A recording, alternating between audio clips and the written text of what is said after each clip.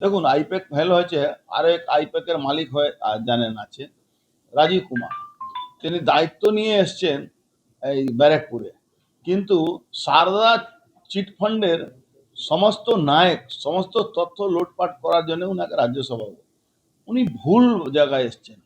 উনি বীরভূমে গেলে সাকসেস হতেন, এটা ব্যারাকপুর। ব্যারাকপুরে এমনি মানে এমন একটা জায়গা, সেখানে প্রত্যেকটা চোরকে চেনার জন্য সবার কাছে এক্সরে মেশিন আছে। উনি আগে সারদা চিটফান্ডের পুরো সিস্টেমটাকে চুরি করেছিলেন মমতা ব্যানার্জিকে রাজীব কুমার। আবার ওনাকে ব্যারাকপুর আর দমদমে পাঠানো হয়েছে।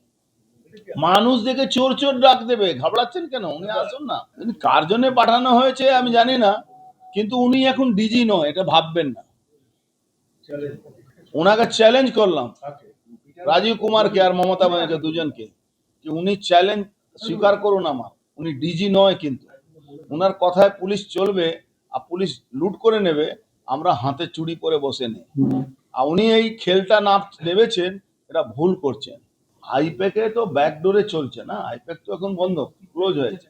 এখন রাজীব কুমারকে আইপ্যাকে দায়িত্ব দেওয়া হয়েছে। রাজীব কুমার এইসব খেলা খেলছেন, উনি তো একটু আইটি ফাইটি ভালো বুঝেন, তো আইটি থেকে সিস্টেম হ্যাক করার জন্যই রাজীব কুমারের দায়িত্ব পেয়েছেন।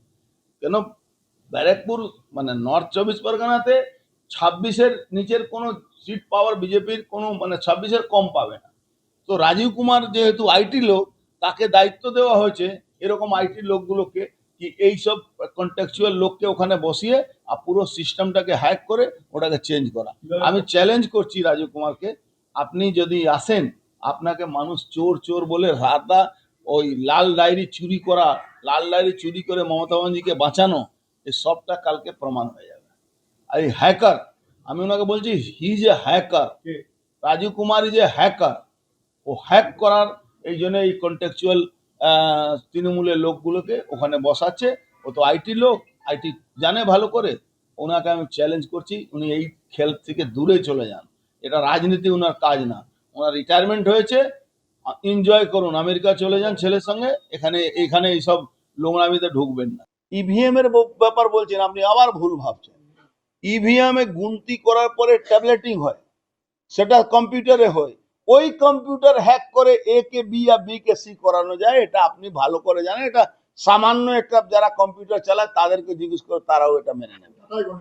ডাটায় গন্ডগোল, এটা আমি সমস্ত বিজেপি কর্মীদেরকে আপনাদের মাধ্যমে বলছি, ডাটা এন্ট্রিতে হ্যাকিং হবে। আর রাজীব কুমারকে এই জন্য ময়দানে নামানো হয়েছে।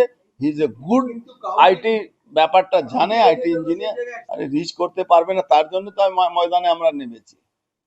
আইটি আইটি ইঞ্জিনিয়ার হিসাবে উনি এইসব করছেন, উনি হ্যাক করবেন, আমরা ছেড়ে দেব। ইলেকশন কমিশনকে জানাচ্ছি, এটা কিন্তু ভুল করছে। অনেক লিস্ট আছে এরকম, অনেক জায়গায় এরকম করা হচ্ছে, এটা অনেক জায়গায় করা হচ্ছে। এটা নিয়ে সাবধান থাকতে হবে ইলেকশন কমিশন। দেখুন আইপ্যাকে কোনোদিন আইপ্যাক যায়নি, আইপ্যাক অনঅফিসিয়ালি কাজ করছে।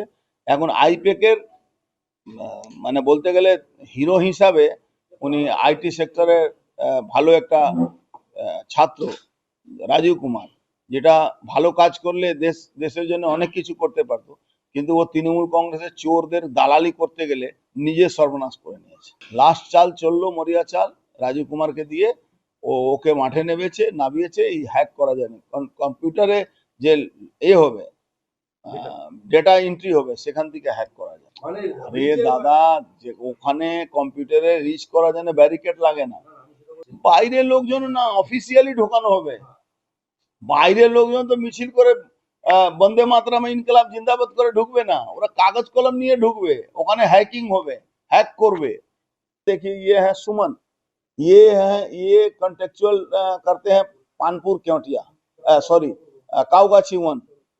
तो ये लोग डाटा एंट्री में इनको ड्यूटी मिली है, जबकि इलेक्शन कमीशन स्पष्ट कहता है कि इलेक्शन कमीशन स्पष्ट वार्ता दिया है कि कोई भी कंटेक्चुअल लोग को इसमें एंट्री नहीं मिलेगी।